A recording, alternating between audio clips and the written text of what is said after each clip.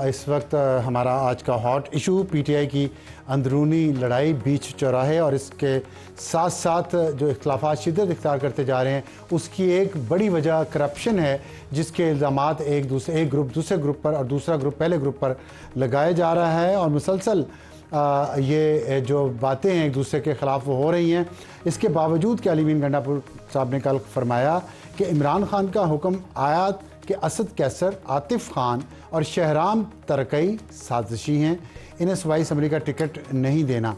और जिसके जवाब में असद कैसर, आतिफ खान और शहराम तरकई ने मरकज़ी क़यादत से अली मीन गंडापुर के ख़िलाफ़ बयान पर तहकीकात का मुतालबा किया है और उन्होंने कहा कि इस तरह के बयानात से बानी पीटीआई को रिहा करवाने की तहरीक पर कोई नुकसान पहुंचेगा। और इसके साथ एक अलग जो ट्रैक चल रहा है, ये एक ट्रैक है। दूसरा ट्रैक जो है वो सूबाई हुकूमत जो है उसकी जो पार्टी की अंदरूनी एहतसाब कमेटी ने, ज़ाहिर पार्टी के सूबाई सदर तो अब जुनैद अकबर साहब हैं, वो एक अलग ग्रुप है, वहाँ अंदरूनी एहतसाब कमेटी ने तैमूर सलीम झगड़ा पर, जो वज़ीर ख़जाना थे सूबाई हुकूमत के पिछली हुकूमत में और पीटीआई से उनका ताल्लुक़ है, उन पर 36 अरब करप्शन की तहकीकात शुरू कर दी है और उसके लिए बानी से वो पीटीआई के बानी इमरान खान से इजाज़त भी लेने जा रहे हैं।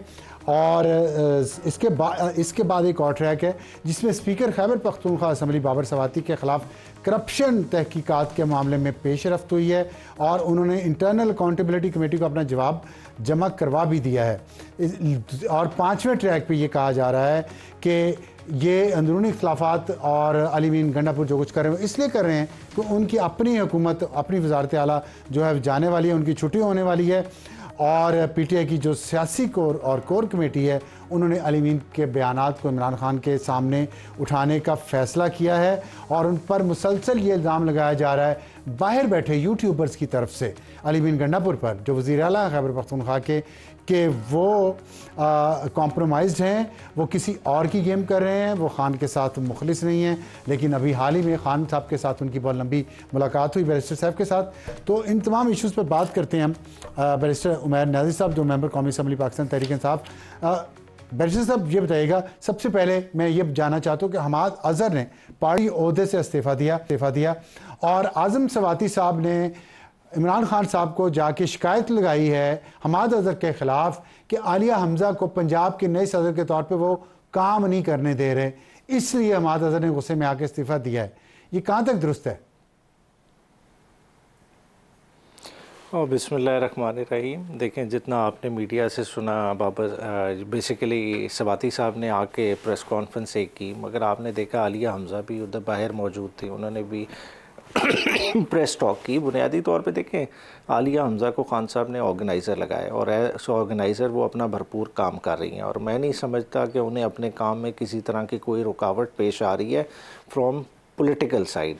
देखिए, वो जगह जगह जा भी रही हैं, मुख्तलिफ़ जगह पे रैलीज़ को लीड कर रही हैं, पार्टी क़यादत को मोबिलाइज़ कर रही हैं, जो खान साहब ने टास्क दिया उस पर पूरा उतर रही हैं। हाँ, अब ये बात हुई है, अब हमाद अज़हर साहब ने उसको किस तरह से इंटरप्रेट किया है, अंदर बात हुई है नहीं हुई, ये तो आने वाले दिनों में ज़्यादा बेहतर पता चलेगा जब अब मंगल वाले दिन इस्तीफ़ा तो दे दिया ना, मुलाकात है, इस्तीफ़ा तो दे दिया, वो तो ठीक है, वो तो इस्तीफ़ा तो पहले भी दिया था। ये अब मेरे ख्याल से तीसरी चौथी दफ़ा होगी जब ये इस्तीफ़ा आया, मगर अल्टीमेटली इख्तिलाफात तो चौथी दफ़ा है, लेकिन इख्तिलाफात क्यों हैं इतने ज़्यादा इख्तिलाफात क्यों? करप्शन के चार्जेस आप देखें खैबर पख्तूनख्वा में, और फिर जो ओवरसीज़ पाकिस्तानीज़ बैठे हुए हैं वहाँ जो चंदा इकट्ठा किया जा रहा है और जो मोनेटाइज हैं सोशल अकाउंट खान साहब के, उसके ज़रिए जो पैसे इकट्ठे किए जा रहे हैं, इन सब पे बदनवानी करप्शन के इल्ज़ामात बड़े संगीन हैं उन लोगों की तरफ से जो ये चंदे दे रहे हैं, ये लॉबिंग के लिए पैसा दे रहे हैं, उनकी तरफ से भी। यहाँ देखिए 36 अरब का तो तैमूर सलीम झगड़ा पे इल्ज़ाम लगा है और तहकीकात भी हो रही हैं। अच्छा, देखें, जो आप कह रहे हैं ना गवर्नमेंट लेवल पे इल्ज़ाम आते हैं, अब देखें ये तहरीक इंसाफ की गवर्नमेंट है जो इतनी विजिलेंट है कि वो चाहे करप्शन हुई या नहीं हुई अपने प्रोजेक्ट्स को मॉनिटर कर रही है, उनके री ऑडिट्स करा रही है। क्या पंजाब में इस तरह से हो रहा है? क्या फेडरल लेवल पे ये हो रहा है? देखिए, रिसेंटली चीनी का इतना बड़ा स्कैंडल हुआ कि आपने जो है ना राइट बिफोर रमज़ान पहले चीनी बाहर भेजी, ठीक है, फिर 27 रुपये फ़ी किलो का आवाम को चूना लगाया, हर 1 रुपये पे आपने 3 अरब रुपया कमाया।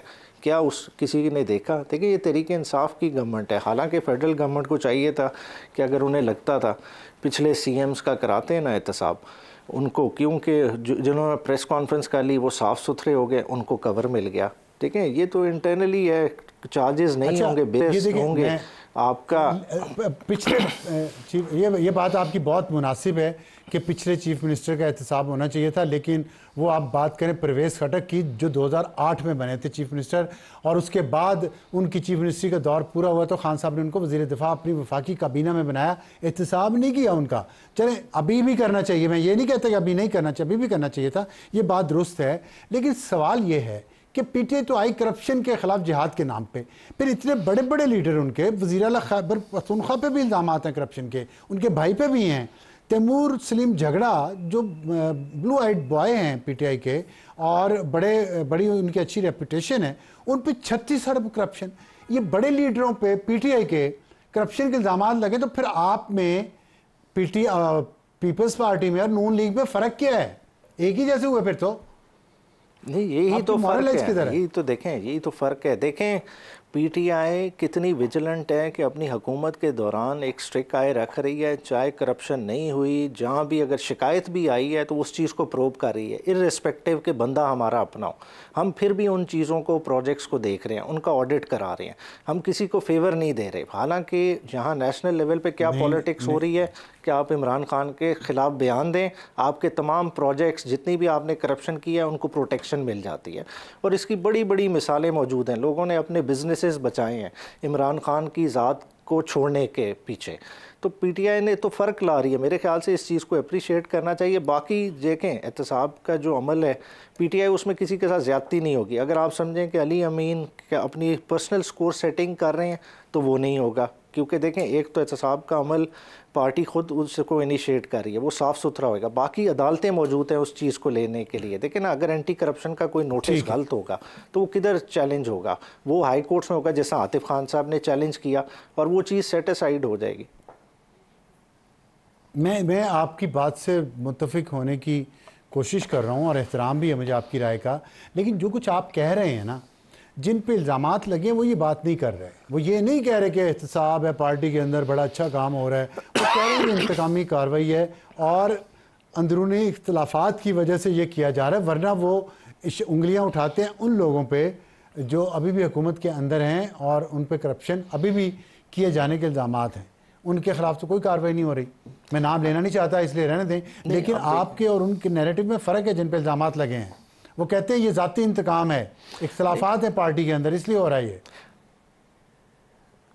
नहीं वो ठीक है, एक चलें मान लेते हैं अगर ज़ाती इंतकाम की वजह से भी हो रहा है तो क्या देखें अदालतें मौजूद नहीं हैं, एंटी करप्शन के नोटिस कहाँ चैलेंज होंगे? हाई कोर्ट में चैलेंज होंगी। और अगर बेसलेस नोटिस होंगे या कोई ऐसे मैटर्स हैं जो दोबारा से री इनिशिएट करने की कोशिश की जा रही है, जो इंक्वायरीज क्लोज हो गई हैं, तो अदालतें इसीलिए तो प्रोटेक्ट करने के लिए बैठी हुई हैं। मगर देखें ये देखने वाला अमल है कि देखें पीटीआई, ये अच्छी बात आपने की है कि ज़ाती इंतकाम भी है तो अदालतों से उनको इंसाफ मिल सकता है। लेकिन दूसरा सवाल यहाँ पे ये पैदा होता है आपकी इस बात के बाद कि अगर ज़ाती इंतकाम में एक दूसरे के साथ पार्टी लीडरशिप पड़ी हुई है पीटीआई की और बाहर बैठे लोग अपने माल बनाए जा रहे हैं खान साहब को अंदर रख के, तो ये खान साहब को फिर रिहाई कैसे करवाएंगे? इससे तो पार्टी को नुकसान नहीं हो रहा।